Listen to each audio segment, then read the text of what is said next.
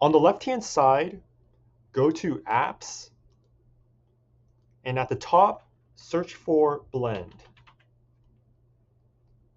I'm going to select Blend Image, and I'm going to use the first app, Blend Image.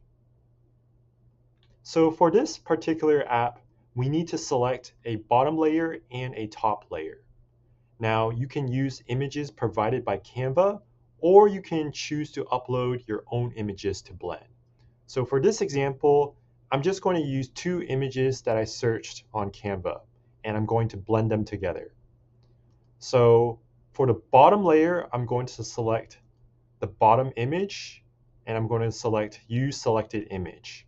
So this bottom image now becomes my bottom layer. And then for the top layer, I'm going to select this image, and I'm going to use Selected Image for my top layer. Now in the preview section, we can adjust the top layer. So this top layer, we can scale it.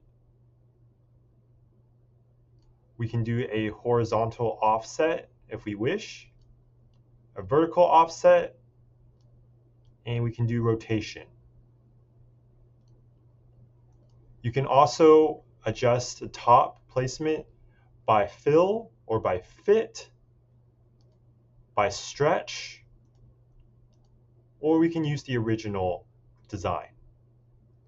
And in the blend mode, we can choose from a variety of options here to blend it.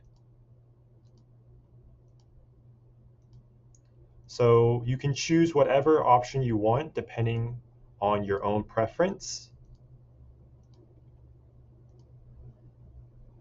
I like this image right here. I'm just going to do a little bit of horizontal offset, and I'm just going to scale it back a little bit. So once I'm satisfied with the design itself, I can click Add to Design. And now a new image has appeared with both of these images blended together. So if you have any questions or comments, be sure to leave it down in the comments section below. If you enjoy my videos, consider subscribing to my channel. Thank you and have a great day.